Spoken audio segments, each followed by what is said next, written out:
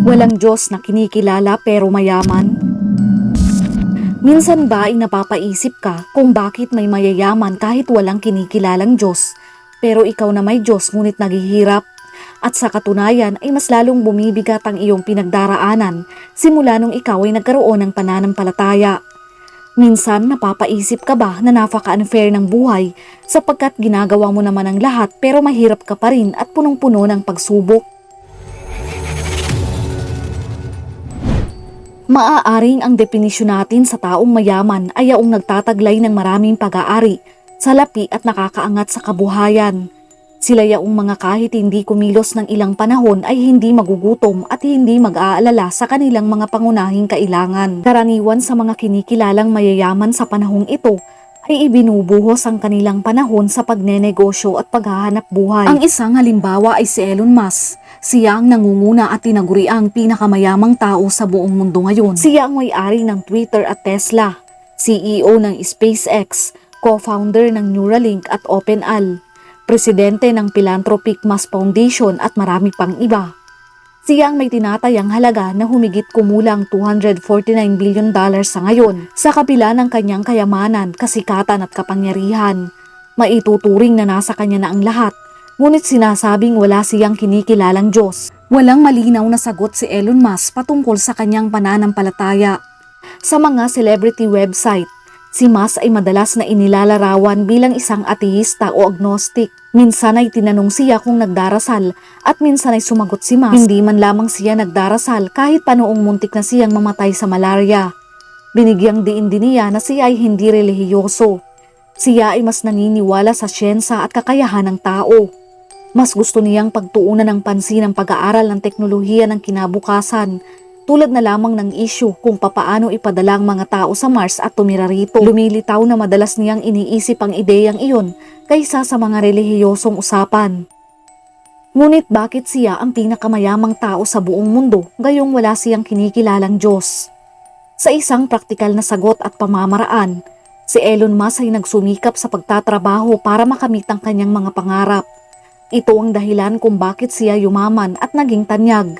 At anuman ang iyong pinaghirapan ay balang araw ay meron kang makukuha. Ngunit ano nga ba ang sinasabi ng Biblia patungkol sa mayayamang tao? Hindi masama na maging mayaman o maghangad na guminhawa ang buhay. Walang talata sa Biblia na nagsasabing huwag tayong magsikap at huwag hangaring yumaman sa buhay. Subalit ang nagnanasang yumaman ay kadalasang nahuhulog sa tukso. Sila yung napapalayo sa Diyos at umiibig sa salapi, na siyang naglulubog sa mga tao sa kapahamakan at kamatayan. Dahil mayaman na sila, mas nagtitiwala na lamang sila sa kanilang mga sarili. Ang masaklap ay hindi na sila nananalangin at hindi na umaasa sa Diyos. Sa Matthew chapter 19 verse 23, sinabi ni Jesus sa kanyang mga alagad, "Tandaan ninyo, napakahirap sa isang mayaman ang makapasok sa kaharian ng langit." Sinasabing ang mayayaman ay ang mas napapahamak dahil sila ay napapalayo sa Diyos dahil sa pera. Mahalaga ang pera, ngunit kapag minahal ng tao ang pera, dito na nagsisimula ang kasamaan. Sa madaling salita, ang kayamanan ay isang pagpapala kung ito ay dumating sa mga mananampalataya mula sa kamay ng Diyos. Gayunpaman, ang kayamanan ay maaaring maging isang sumpa kung ito ay umaakay sa isang tao palayo sa Diyos at tungo sa kasiyahan sa sarili. Hindi naman lahat ng mayayaman ay mapapahamak.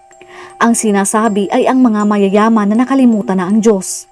Sila yung mga hindi nagtitiwala at walang kinikilalang Diyos na namumuhay sa kasalanan.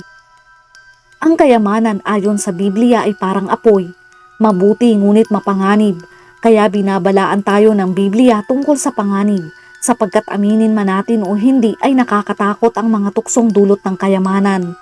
Gaano man kayaman sa mundong ito ay hindi mabibili ang kaligtasan mo. Kung wala kang Diyos sa buhay mo, ikaw naman ang pinakakawawang tao sapagkat mapapahamak ang kaluluwa mo pagdating ng panahon. Sa Mark chapter 8 verse 36, sapagkat ano ba ang mapapala ng isang tao, makamtaman niya ang buong daigdig, ngunit mapapahamak naman ang kanyang sarili. Pinapakita ng Panginoon na kahit gaano ka pakayaman sa mundong ito, kung wala ka namang kinikilalang Diyos, mapupunta ka rin sa kapahamakan pagdating ng panahon.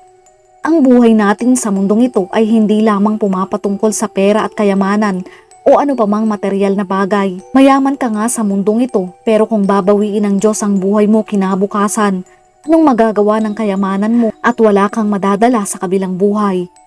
Mas pagtuunan natin ng pansin ang susunod na buhay. Dapat nating malaman na ang blessing o pagpapala ay hindi lamang pumapatungkol sa pera o kayamanan, dahil ang kasaganaan ng Diyos ay hindi ang kasaganaan ng mundo. Ang tunay na pagpapala ay physical, mental, financial at higit sa lahat ay espiritual. Hindi ka man binigyan ng Diyos ng mga pag-aari, mansyon o sports car o pribadong isla. Wala ka mang private jet o mga yate, hindi ka man sikat at napakasimple man ang buhay mo ngayon, ayos lamang yan. Ang tunay na pinagpala ay mga taong nananampalataya sa Diyos. At kung ikaw ay mayroong spiritual blessings, ikaw na ang pinakapinagpalang tao, sapagkat ang tunay na kayamanan ay nasa langit, kapiling ng Diyos at kapayapaan na walang paghihirap. Huwag tayong mainggit sa mayayamang tao. Kung ikaw man ay punong-puno ng paghihirap, pag-uusig at problema, ayos lamang yan, pinagpala ka pa rin ng Diyos kung nananampalataya ka sa Kanya at nabubuhay ng may kabanalan. Sa Matthew chapter 5 verse 10, pinagpala ang mga inuusig nang dahil sa kanilang pagsunod sa kalooban ng Diyos, sapagkat kabilang sila sa kaharian ng langit. Kung ikaw na sumusunod sa kalooban ng Diyos, anuman ang kinakaharap mo sa iyong buhay, ikaw ay tunay na pinagpala dahil kabilang ka sa kaharian ng Diyos. Kung ikaw ay may talento o masipag o mapalad, maswerte pa kung ipinanganak na masaganang buhay. Ang mga bagay na ito ay gamitin mo para magbigay ng pagkakataon at inspirasyon upang ipalaganap ang pag-ibig ng Diyos. Huwag nating sarilinin ang kaligtasan.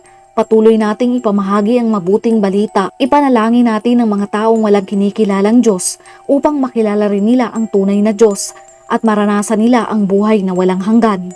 Walang masamang maging mayaman, basta laging tatandaan na huwag nating kalimutan ng Diyos kung dumating ang pagkakataon na tayo ay yumaman. Huwag na huwag kayong tatalikod sa Kanya at laging isipin na ang Diyos ang nagdala sa iyo kung nasaan ka man ngayon. Sa isang banda, laging isipin na hindi dapat maging hadlang ang kahirapan ng pamumuhay sa paglilingkod sa Diyos. Ang kasalukuyan nating kalagayan ay maaaring pagmulan ng ibayong kapurihan sa Diyos, sapagkat siya ay hindi nakakalimot sa mga taong umiibig at naglilingkod sa Kanya. Muli po ay maraming salamat at sana ay meron kayong natutunan. Patuloy nating ipamahagi ang mabuting balita. God bless.